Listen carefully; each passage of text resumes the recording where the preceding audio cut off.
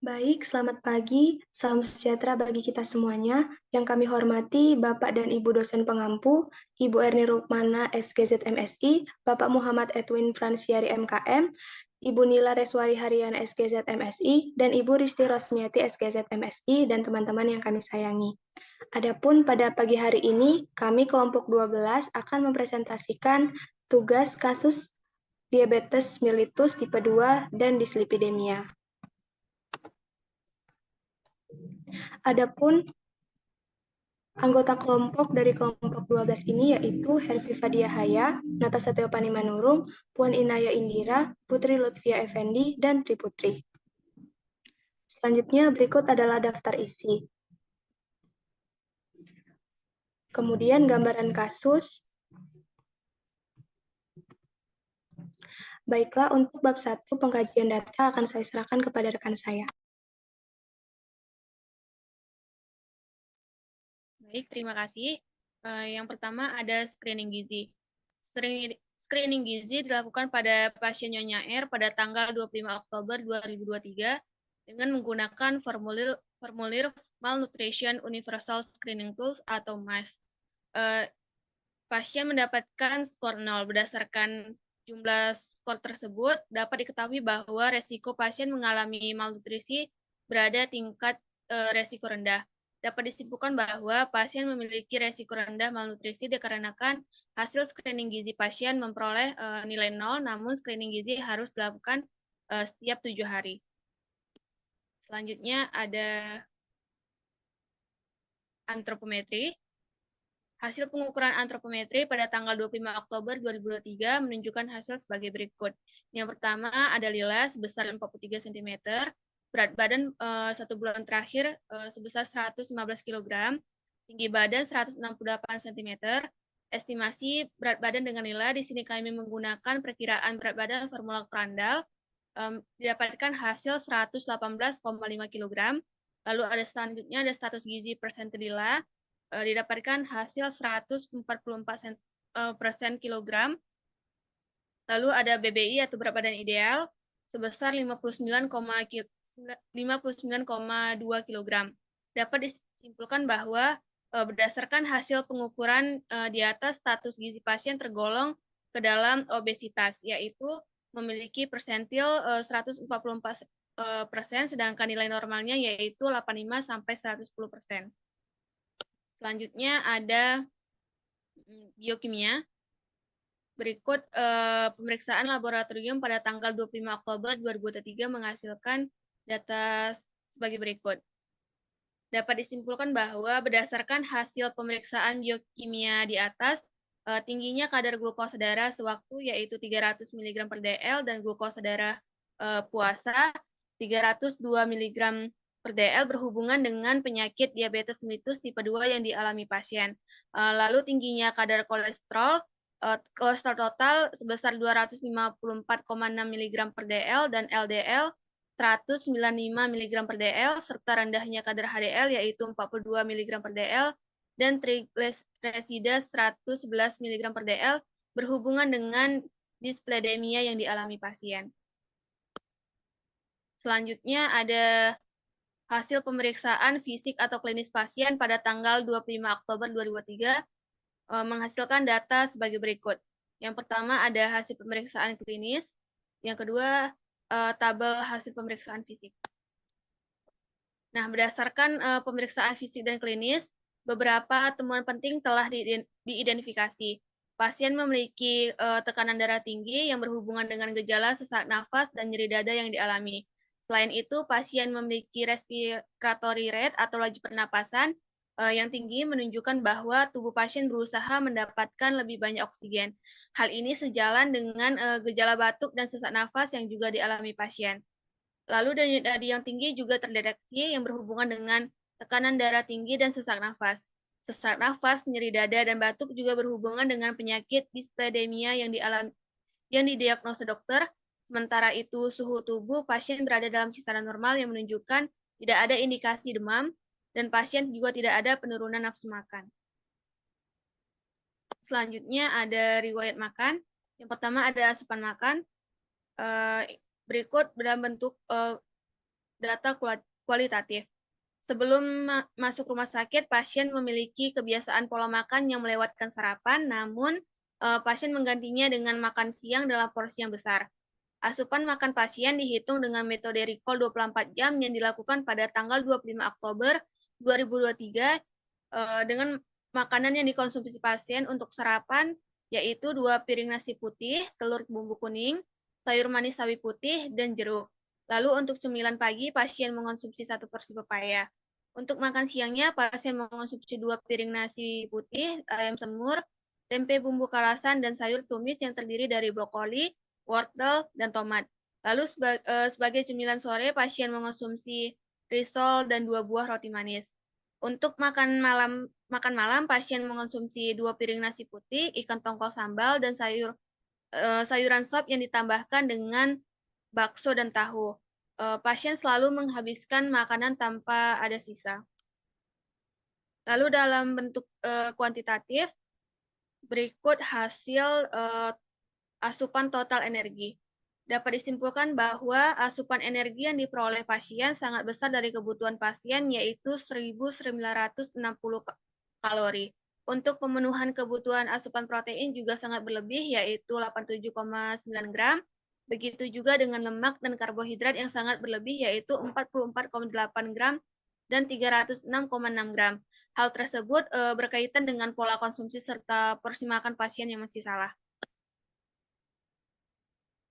Nah, berikut tabel perbandingan asupan gizi dengan kebutuhan zat gizi. Dikatakan asupan makan tercukupi apabila kebutuhan mencapai 80-110%, kurang apabila di bawah 80%, dan berlebih bila di atas 110%. Dapat disimpulkan bahwa berdasarkan data di atas, asupan zat gizi pasien sangat berlebih dalam pemenuhan zat gizi makro pasien. 2. Pengetahuan dan perilaku gizi. Pasien sudah pernah mendapatkan edukasi dan informasi terkait gizi dan penyakitnya berdasarkan asesmen penyakit diabetes yang diderita pasien sejak 3 bulan terakhir. Dapat disimpulkan bahwa pasien sudah pernah mendapatkan edukasi, namun pasien tidak dapat menerapkan edukasi tersebut ke dalam kehidupannya. Yang ketiga, ada aktivitas fisik. Sebelum masuk rumah sakit, pasien hanya duduk dikarenakan pasien sebelumnya bekerja sebagai administrasi di rumah sakit dan sering merasa lelah.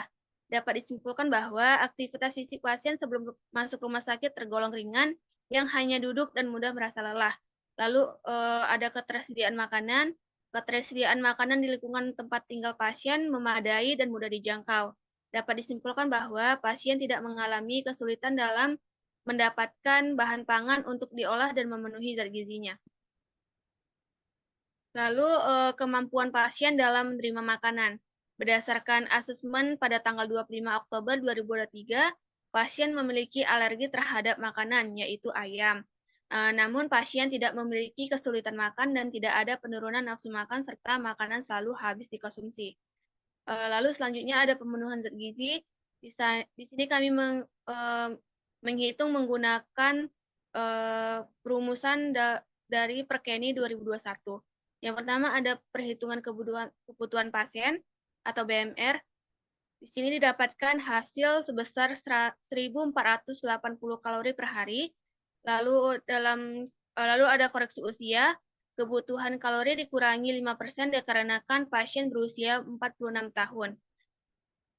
Dan didapatkan hasil sebesar 74 kalori. Lalu untuk koreksi faktor aktivitas fisik, keadaan pasien dalam keadaan bed rest, maka penambahan dari faktor aktivitas sebesar 10% dari kebutuhan basal.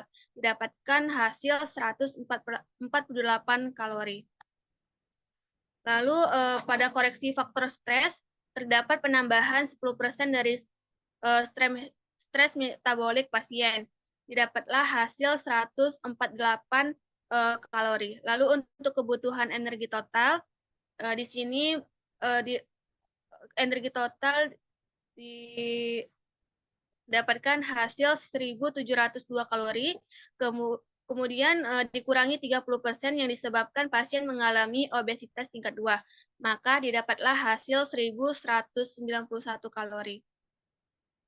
Lalu untuk kebutuhan protein, protein cukup yaitu 15% dari kebutuhan energi total didapatlah hasil 44,6 gram, dan kebutuhan lemak diberikan 25% dari kebutuhan energi total, yaitu didapatlah hasil 33 gram. Lalu untuk kebutuhan karbohidrat diberikan 60% dari kebutuhan energi total, didapatlah hasil 178,6 gram. Lalu selanjutnya ada interaksi obat dan gizi. Berdasarkan asesmen yang telah dilakukan, pasien telah menerima terapi obat baik sebelum masuk rumah sakit maupun selama perawatan di rumah sakit, yang diberikan dokter dalam bentuk oral maupun injeksi. Pasien telah mengonsumsi obat glimepirid sebelum masuk rumah sakit, dan pasien mengonsumsi spironolactone 1 kali 25 mg, injeksi metilprednisolon 62,5 mg per 12 jam, dan glimepirid 1 kali 2 mg, dan insulin 1 kali 1. Berikut tabel interaksi obat dan gizi. Nah, dapat disimpulkan bahwa pasien mengkonsumsi obat untuk mengatasi keadaan pasien, pasien mengkonsumsi glimepirid dan insulin untuk mengatasi masalah diabetes mellitus, dan pasien mengkonsumsi spironolactone untuk dislipidemia yang diderita. Pasien juga mengkonsumsi metilprednisolon untuk mengobati diabetes serta dislipidemia dikarenakan obat tersebut digunakan untuk mengurangi peradangan atau meredakan gejala pada berbagai kondisi. Lalu selanjutnya ada riwayat personal. Yang pertama ada keluhan utama. Berdasarkan asesmen yang ada, pasien mengalami keluhan utama sesak nafas yang memberat, nyeri dada, dan batuk yang disertai dahak. Yang kedua ada riwayat penyakit sekarang. Saat ini pasien didiagnosa dokter memiliki penyakit diabetes mellitus tipe 2 dan dislipidemia. Lalu yang ketiga ada riwayat penyakit terdahulu. Pasien telah memiliki riwayat penyakit diabetes sejak 3 bulan yang lalu, dan terakhir ada riwayat penyakit keluarga. Nah, berdasarkan wawancara yang telah dilakukan, pasien tidak memiliki riwayat penyakit keluarga. Untuk selanjutnya akan dijelaskan oleh rekan saya. Selanjutnya adalah bab 2, diagnosis gizi. Yang pertama adalah domain intake. Adapun diagnosis gizi pasien pada bagian domain intake adalah NI 2.2 asupan oral berlebihan berkaitan dengan ketidakpatuhan pasien dalam pengaturan pola makan sesuai dengan kebutuhan, ditandai dengan persentase asupan gizi yang sangat berlebih dari kebutuhan, yaitu energi 164%, protein 197%, lemak 136%, dan karbohidrat 172% dari hasil recall. Yang kedua, domain klinis. Adapun diagnosis gizi pasien pada bagian domain klinis adalah NC 2.2, perubahan nilai laboratorium terkait gizi berkaitan dengan penyakit dislipidemia dan diabetes mellitus tipe 2 yang dialami pasien ditandai dengan kadar kolesterol rendah 42 mg per desiliter, kolesterol LDL sangat tinggi 195 mg per desiliter, kolesterol total tinggi 254,6 mg per desiliter, trigliserida rendah 111 mg per desiliter, glukosa darah sewaktu sangat tinggi 300 mg per desiliter, dan glukosa darah puasa sangat tinggi 302 mg per desiliter. Dan yang kedua, NC 3.3.2 obesitas berkaitan dengan pengukuran status gizi persentilila pasien yang berlebih ditandai dengan persentilila pasien sebesar 144% dengan nilai normal 85-110%.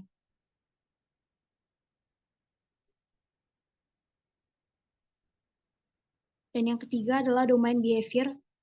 Adapun diagnosis gizi pasien pada bagian domain behavior adalah NB 1.1 defisit pengetahuan terkait pangan dan gizi berkaitan dengan makanan yang disukai dan sering dikonsumsi pasien, ditandai dengan pasien yang suka mengonsumsi makanan berlemak seperti gulai asam, rendang, dan kari, serta buah yang dikonsumsi sering dijadikan jus yang ditambah dengan gula. Selanjutnya, NB 1.5 pola makan tidak teratur, berkaitan dengan kebiasaan makan pasien sebelum masuk rumah sakit ditandai dengan pasien yang sering tidak makan pagi, tetapi mengonsumsi makanan dengan porsi banyak untuk makan siang. Selanjutnya, NB 1.6, kepatuhan terbatas terhadap rekomendasi terkait gizi, berkaitan dengan pasien yang sudah pernah mendapatkan edukasi mengenai gizi, ditandai dengan pasien yang tidak dapat menerapkan edukasi yang diberikan dalam kehidupannya, sehingga asupan energi, protein, lemak, dan karbohidrat sangat berlebih dalam pemenuhan zat gizi makro. Dan yang terakhir, NB 2.1, ketidakaktifan fisik, berkaitan dengan aktivitas dan pekerjaan yang dilakukan pasien sebelum masuk rumah sakit termasuk ringan, ditandai dengan aktivitas pasien hanya duduk-duduk saja menjadi administrasi rumah sakit, dan pasien mengaku terlalu sering duduk karena mudah lelah. Penjelasan selanjutnya akan dijelaskan oleh rekan saya. Selanjutnya ialah bab 3, intervensi gizi. Pada bagian perencanaan, diberikan prinsip diet adalah diet DM tipe 2 dan diet dislipidemia. Dengan terapi diet, yaitu tujuan yang pertama mencegah penambahan berat badan dan menurunkan berat badan untuk mencapai berat badan ideal atau penurunan kurang lebih 0,5 kg sampai 1 kg per minggu. Yang kedua, menurunkan kadar glukosa darah mendekati normal. Yang ketiga, menurunkan kadar kolesterol LDL normal.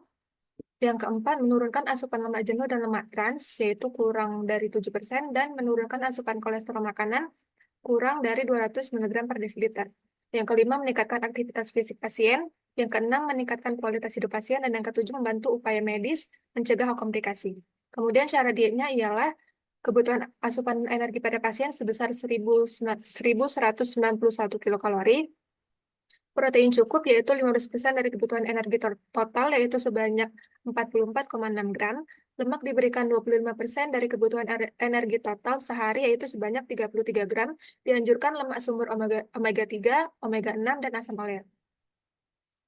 Selanjutnya ialah kolesterol dibatasi kurang dari 200 mg per hari dan menghindari sumber protein hewani tinggi kolesterol seperti jeroan, otak, dan lain-lain. Karbohidrat sedang yaitu 60% dari kebutuhan energi total yaitu sebanyak 178,6 gram. Jenis karbohidrat yang dianjurkan ialah karbohidrat kompleks seperti nasi, roti, ubi, sagu, dan lainnya. Kemudian menghindari sumber karbohidrat sederhana atau mudah diserap seperti gula, manisan, dan kue-kue manis. Lalu asupan natrium dibatasi kurang dari 2.305 mg per hari. Anjuran konsumsi kalium yaitu 4.700 mg per hari. Kebutuhan serat sebesar 25 gram per hari termasuk serat larut air. Diberikan vitamin B kompleks yaitu vitamin B6 sebanyak 1,3 mg per hari. Vitamin B9 diberikan 400 mikrogram per hari. Vitamin B12 diberikan 4 mikrogram per hari. Kemudian diberikan vitamin C sebanyak 75 mg per hari. Diberikan juga mineral yaitu magnesium sebesar 340 mg per hari. Bentuk makanan disesuaikan dengan kondisi pasien yaitu dalam bentuk makanan biasa. Kemudian makanan diberikan dengan porsi kecil sering dengan frekuensi 3 kali makan utama dan 2 kali salingan. Aktivitas fisik berupa kegiatan aerobik seperti jalan cepat, berenang, atau bersepeda dilakukan selama 30 menit dengan intensitas 4-6 kali seminggu.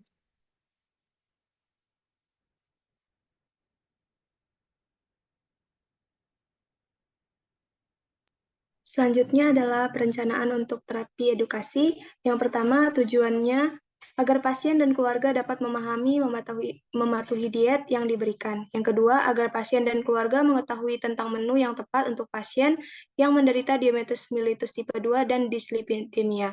Yang ketiga, agar pasien dan keluarga mengetahui makanan yang boleh dan tidak boleh dikonsumsi untuk penderita diabetes mellitus tipe 2 dan dislipidemia. Yang keempat, agar pasien dapat menyeimbangkan asupan makanan perharinya untuk mempertahankan status gizinya.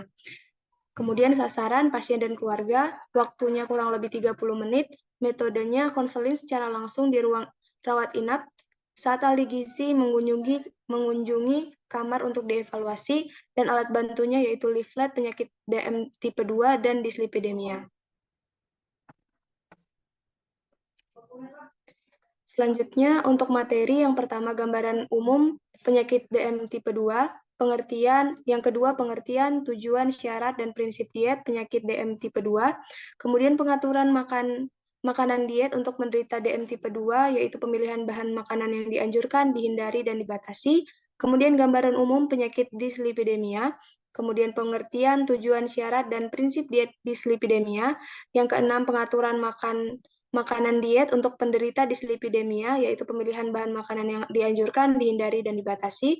Yang ketujuh, contoh menu untuk penderita diabetes mellitus tipe 2 dan dislipidemia.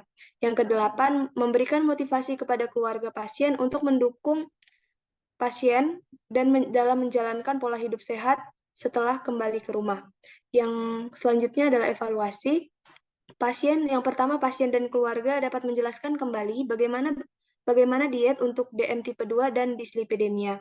Yang kedua, pasien dan keluarga dapat menjelaskan kembali jenis makanan yang dianjurkan, dibatasi, dan dihindari untuk penderita diabetes mellitus tipe 2 dan dislipidemia.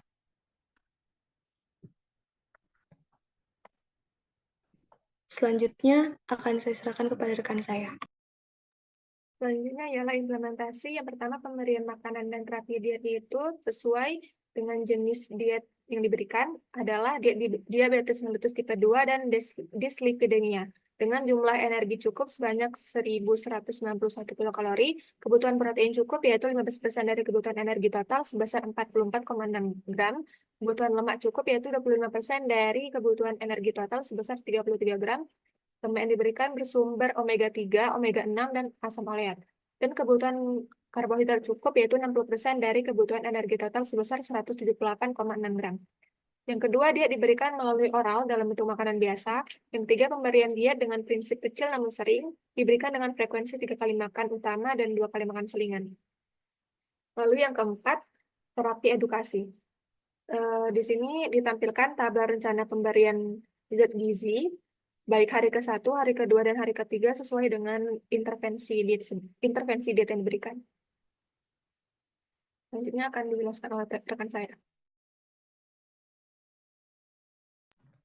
Selanjutnya, kesimpulan, edukasi yang dilakukan pada tanggal 21 Oktober 2023 pada pukul 10 WIB dengan topik penyakit diabetes mellitus tipe 2 dan dislipidemia yang bertujuan untuk meningkatkan pengetahuan gizi pasien beserta keluarga terkait jenis diet yang diberikan kepada pasien beserta keluarga. Dengan bantuan leaflet yang berisi materi tentang pengertian DM tipe 2 dan dislipidemia yang disertai dengan tujuan dan syarat diet penyakit, serta pengaturan makanan diet atau makanan yang dianjurkan, dibatasi, dan dihindari. Edukasi ini dilakukan dengan metode konseling dan tanya jawab yang berlangsung selama kurang lebih 30 menit. Kemudian evaluasi dilakukan di akhir sesi edukasi dengan memperhatikan bahwa pasien dan keluarga dapat memahami mengenai diet untuk penderita diabetes mellitus tipe 2 dan dislipidemia.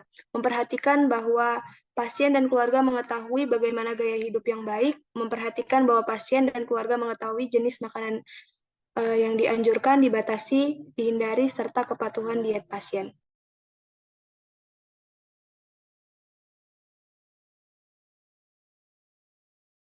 Selanjutnya saya serahkan kepada rekan saya.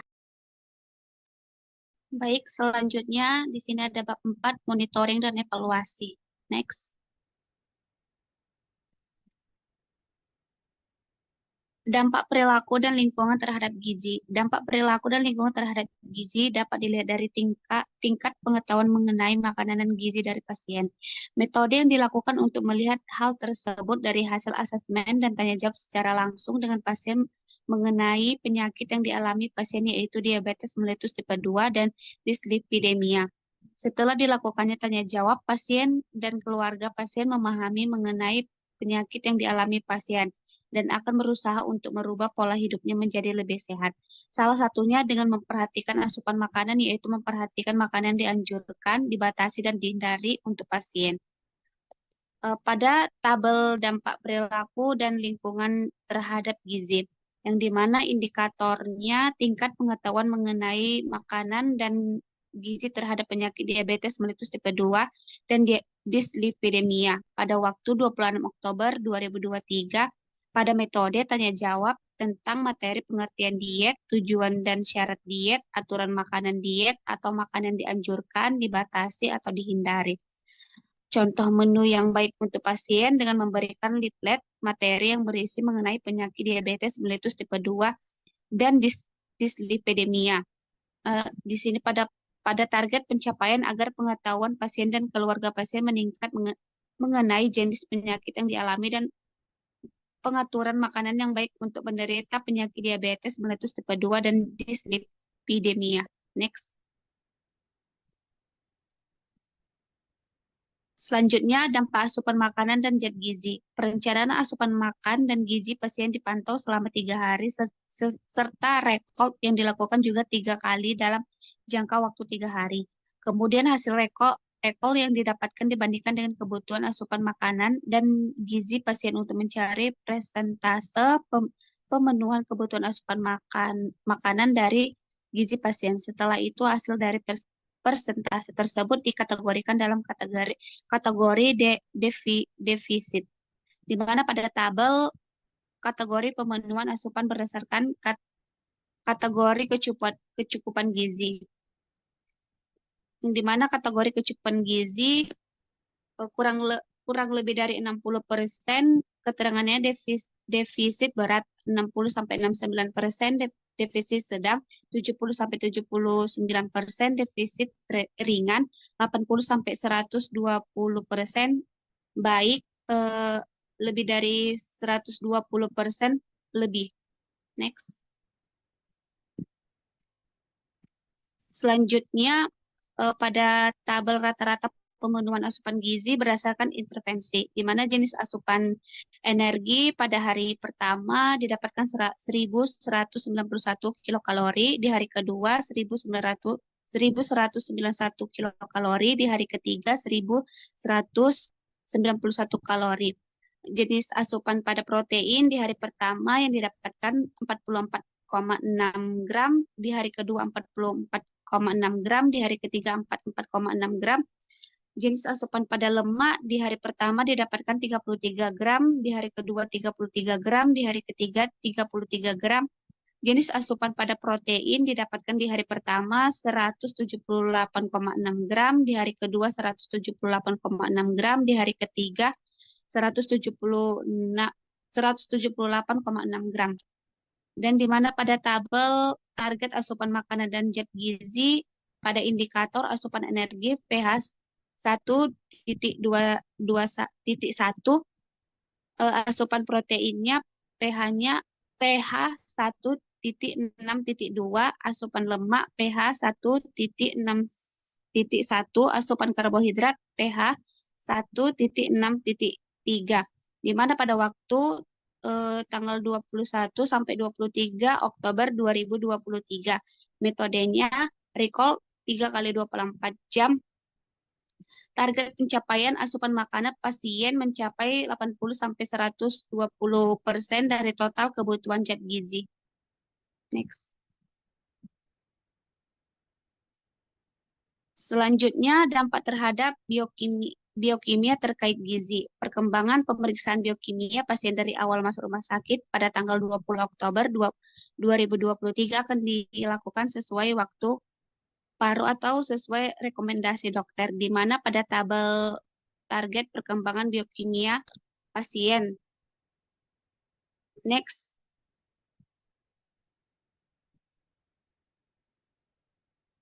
Selanjutnya ada dampak, tanda, dan gejala terkait gizi. Perkembangan data klinis Nyonya R dari awal masuk rumah sakit pada tanggal 20 Oktober 2023 dengan keluhan utama sesak berat, tanpa pasien juga mengeluh nyeri dada sesekali hilang timbul dan batuk berdahak disertai dahak yang berwarna putih sejak 2 minggu. Dan dokter mendiagnosa pasien diabetes mellitus tipe 2 dan dislipidemia. Nyonya R juga sudah memiliki riwayat penyakit diabetes sejak 3 bulan belakangan ini dengan mengkonsumsi obat yaitu Klimeferit. Pada tabel data dampak tanda dan gejala terkait gizi, di mana pemeriksaan tekanan darah hasilnya 140/60 mmHg, nilai normalnya 120/80 mmHg, target capaiannya 110/80 mmHg. Pemeriksaan RR-nya hasil yang didapatkan 26 kali per menit, nilai normalnya 12 sampai 20 kali per menit. Target pencapaiannya 20 kali per menit. Pemeriksaan pada nadi hasil yang didapatkan 72 kali per menit, nilai normalnya 60 sampai 100 kali per menit. target capaian 65 kali per menit. Pemeriksaan pada suhu hasilnya 36,6 derajat Celcius, nilai normal 36 sampai 37 derajat Celcius, target capaian 36 derajat Celcius. Selanjutnya ada tabel target perkembangan data fisik pasien, yang dimana pemeriksaan mual pada pemeriksaan mual, keadaan sebelum masuk rumah sakit tidak ada. Muntah, keadaan sebelum masuk rumah sakit tidak ada. Lemas tidak ada. Sesak napas ada. Nyeri dada ada. Batuk disertai dahak juga ada. Penurunan nafsu makan tidak ada. Nilai normal, tidak ada keluhan. Next. Selanjutnya akan disampaikan oleh rekan saya.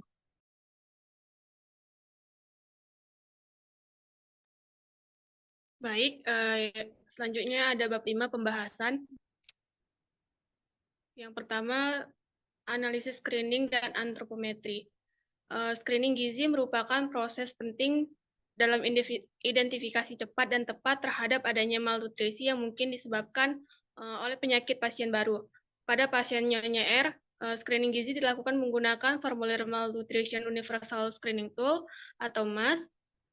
Ini menggunakan 3 kriteria, yaitu indeks massa tubuh, penurunan berat badan, dan efek penyakit akut untuk mengidentifikasi orang dewasa yang kekurangan gizi, berisiko kekurangan gizi ataupun obesitas.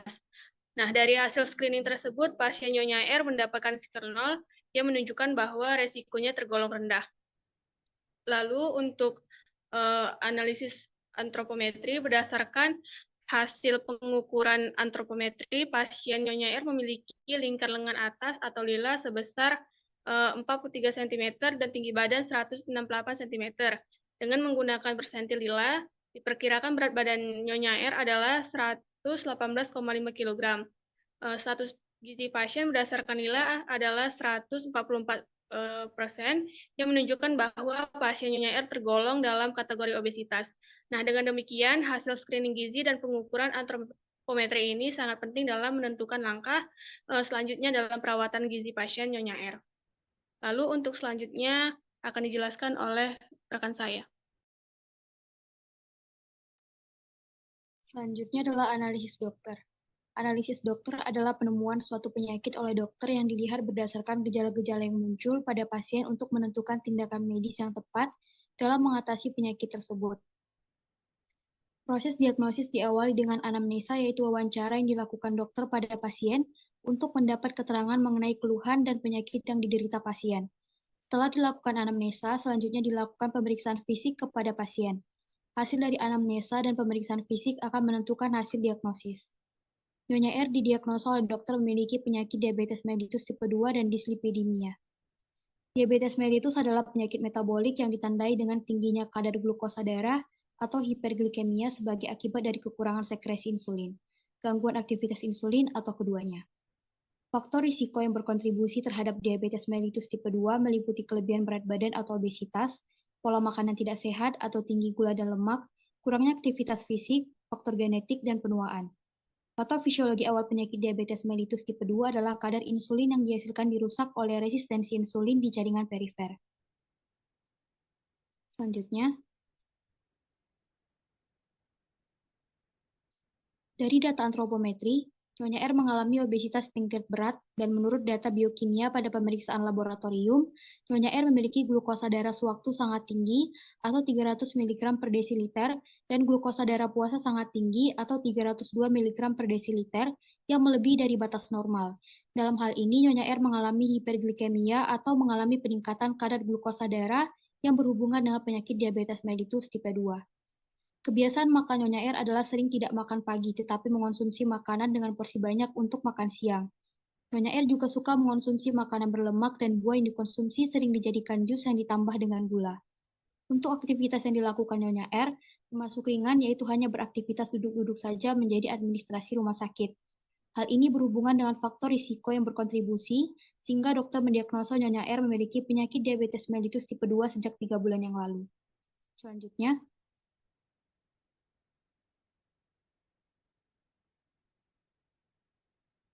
Dislipidemia adalah kelainan metabolisme lipid yang ditandai dengan peningkatan maupun penurunan kadar komponen lipid atau fraksi lipid dalam plasma. Patofisiologi awal dislipidemia adalah penimbunan lemak atau plak di dalam pembuluh arteri sehingga dapat menghambat aliran darah. Kelainan fraksi lipid yang paling utama adalah kenaikan kadar kolesterol total atau lebih besar 240 mg per desiliter. Kolesterol LDL atau lebih besar dari 160 mg per desiliter. Kenaikan kadar trigliserida lebih besar dari 200 mg per desiliter, serta penurunan kadar HDL. Gejala klinik dan keluhan dislipidemia sering tidak jelas dan biasanya gejala yang muncul adalah komplikasi atau efek dari dislipidemia itu sendiri. Kondisi-kondisi khusus misalnya pada pasien diabetes, baik pada diabetes tipe 1 atau diabetes tipe 2. Dari data biokimia pada pemeriksaan laboratorium, Nyonya R memiliki kadar kolesterol total tinggi, atau 254,6 mg per desiliter. Kolesterol LDL sangat tinggi, atau 195 mg per desiliter. Kolesterol HDL rendah, atau 42 mg per desiliter. Dan trigliserida rendah, atau 111 mg per desiliter. Dalam hal ini, Nyonya R memiliki kadar lipid atau lemak di dalam darah tidak normal yang berhubungan dengan penyakit dislipidemia. Makanan yang suka dikonsumsi oleh Nyonya R adalah makanan berlemak seperti gulai, asam, rendang, dan kari. Hal ini berhubungan dengan faktor risiko dan faktor penyebab dislipidemia sekunder, sehingga dokter mendiagnosa Nyonya R menderita penyakit dislipidemia. Selanjutnya adalah analisis diagnosis gizi. Diagnosis gizi adalah kegiatan mengidentifikasi dan memberi nama masalah gizi. Pembuatan diagnosis gizi berdasarkan pada hasil asesmen gizi yang dilakukan oleh ahli gizi. Komponen asesmen gizi meliputi antropometri, biokimia, fisik klinis, riwayat gizi, dan riwayat personal. Di samping itu, dalam membuat diagnosis gizi juga perlu melihat faktor penyebab timbulnya masalah atau etiologi. Diagnosis gizi dibedakan menjadi 3 domain, meliputi domain intake atau NI, domain klinis atau NC, dan domain behavior atau NB. Domain intake yang biasa terjadi pada pasien diabetes mellitus tipe 2 dan dislipidemia yaitu yang pertama NI 2.2, asupan oral berlebihan.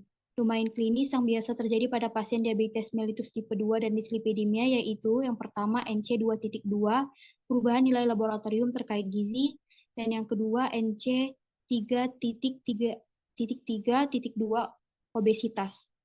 Domain behavior yang biasa terjadi pada pasien diabetes mellitus tipe 2 dan dislipidemia yaitu yang pertama NB 1.1 defisit pengetahuan terkait panganan gizi, yang kedua NB 1.5 pola makan tidak teratur, yang ketiga NB 1.6 kepatuhan terbatas terhadap rekomendasi terkait gizi, dan yang terakhir NB 2.1 ketidakaktifan fisik. Selanjutnya akan dijelaskan oleh rekan saya. Baik, selanjutnya analisis intervensi gizi. Intervensi gizi pada pasien diabetes mellitus tipe 2 dan dislipidemia meliputi penerapan diet diabetes mellitus DM dan diet dislipidemia. Diet DM difokuskan pada pengaturan karbohidrat untuk mengontrol glukosa darah dengan penekanan pada keteraturan jadwal makan dan jumlah kalori. Pentingnya memilih karbohidrat kompleks yang dapat dicerna secara perlahan untuk membantu menghindari lonjakan gula darah yang tiba-tiba. Diet dislipidemia bertujuan untuk menurunkan kadar kolesterol total, LDL, dan trigliserida, meningkatkan kadar HDL, serta mengandalkan pengurangan asupan lemak jenuh dan trans. Kemudian dilakukan pembatasan kolesterol, terutama dari sumber makanan seperti telur, daging merah berlemak, dan produk susu tinggi lemak. Pembatasan ini penting untuk mengelola kadar kolesterol total dan LDL dalam tubuh yang berkontribusi terhadap risiko penyakit kardiovaskular pada pasien dengan DM dan dislipidemia. Kemudian dilakukan pembatasan natrium untuk mengontrol tekanan darah yang seringkali tinggi pada penderita DM dan dislipidemia. Dianjurkan juga untuk mengkonsumsi kalium untuk membantu dalam fungsi otot, termasuk jantung, serta membantu mengatasi komplikasi yang mungkin timbul pada penderita DM. Next. Kemudian anjuran serat untuk membantu dalam menurunkan kadar LDL dengan menghambat aktivitas enzim HMG-CoA reduktase yang terlibat dalam produksi kolesterol. Serat juga memperlambat penyerapan glukosa dari saluran pencernaan, membantu dalam pengaturan gula darah. Kemudian diberikan suplementasi vitamin dan mineral. Vitamin seperti vitamin C, B kompleks yaitu B6, B9, B12, dan mineral seperti magnesium dianjurkan untuk mendukung kontrol gula darah dan profil lipid. Vitamin C berperan sebagai antioksidan dan membantu mengurangi toksisitas glukosa, sedangkan vitamin B kompleks dan magnesium mendukung metabolisme yang sehat. Aktivitas fisik aerobik seperti jalan cepat, berenang, atau bersepeda minimal 30 menit dengan frekuensi 4-6 kali seminggu membantu dalam mengontrol glukosa darah, menurunkan risiko penyakit jantung, serta mendukung pengelolaan berat badan yang sehat. Kemudian juga diberikan intervensi edukasi diet, karena pendidikan kepada pasien dan keluarga sangat penting untuk memastikan pemahaman yang baik tentang diet-DM dan dislipidemia. Edukasi yang mencakup pengenalan pola makan yang sesuai, pengaturan porsi makan, dan pentingnya konsistensi dalam penerapan perubahan gaya hidup. Kemudian dukungan keluarga dapat meningkatkan kepatuhan pasien terhadap pengelolaan kondisi mereka dan mempengaruhi kualitas hidup secara keseluruhan. Next. Selanjutnya saya serahkan kepada rekan saya. Selanjutnya, analisis monitoring dan evaluasi. Sasaran monitoring dan evaluasi yaitu pasien dan keluarga pasien. Hal-hal yang perlu dimonitoring yaitu pengetahuan gizi pasien dan keluarga terkait jenis diet yang diberikan kepada pasien menggunakan beberapa materi seperti leaflet, yaitu leaflet penyakit diabetes mellitus tipe 2 dan dislipidemia. Metode konseling dan tanya jawab yang akan diterapkan dalam penyampaian materi kepada pasien dan keluarga pasien. Setelah dilakukan monitoring, maka yang perlu dievaluasi adalah pemahaman kepada pasien dan keluarga mengenai bagaimana diet untuk penyakit DM tipe 2 dan dislipidemia, serta dapat menjelaskan kembali jenis makanan yang dianjurkan, dibatasi, dan dihindari. Pasien dan keluarga juga mampu menyeimbangkan asupan makan per hari agar mencapai status gizi yang optimal dengan pengetahuan menu yang tepat, khusus untuk menderita DM2 dan dislipidemia yang diderita oleh Nyonya R. Selanjutnya,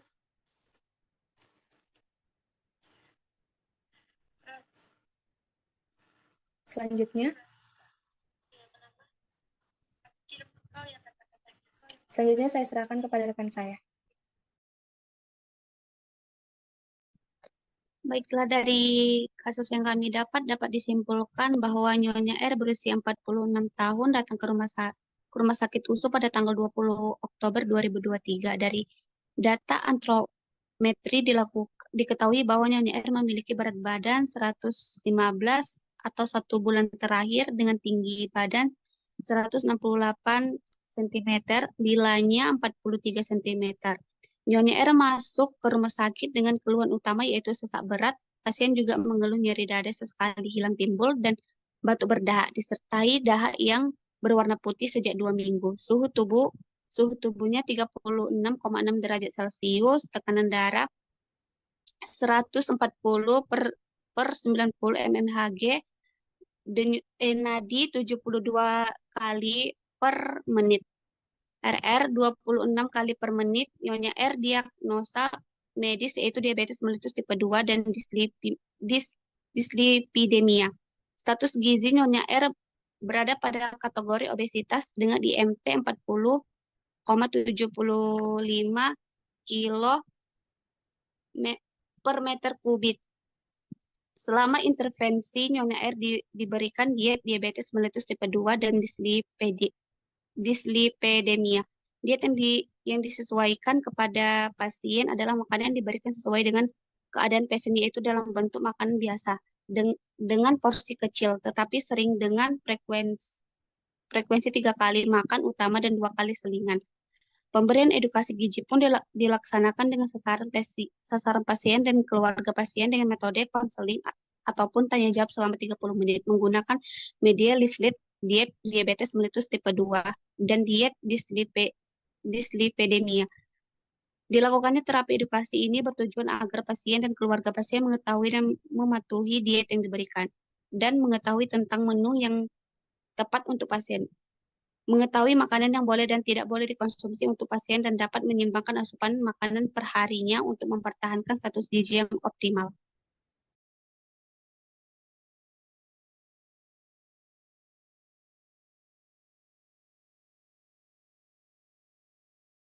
Baik, selanjutnya adalah daftar pustaka atau referensi yang kami pakai. Next. Next. Kemudian di sini kami lampirkan form screening, rekomendasi menu, dan media edukasi leaflet. Itu adalah formulir screening yang kami pakai. Rekomendasi menu yaitu makan pagi dengan menu nasi merah, pepes tuna, bening bayam, dan pisang ambon. Kemudian pada selingan pagi yaitu bubur kacang hijau. Selanjutnya makan siang dengan menu nasi putih, ikan mujair goreng, tempe goreng, sup brokoli wortel, dan pepaya potong. Kemudian pada selingan sore yaitu smoothies buah naga dan sirsak. Dan pada waktu makan malam dengan menu nasi merah, tim tahu telur, oseng daging sapi, cincang dengan kacang panjang. Dengan persentase kebutuhannya ialah energi 98%, protein 114%, lemak 100%, karbohidrat 97%, serat 93%, natrium 91%, vitamin B6 89%, asam folat 83%, vitamin B12 86%, vitamin C 115%, magnesium 110%, dan kalium 81%. Dan berikut kami tampilkan media edukasi.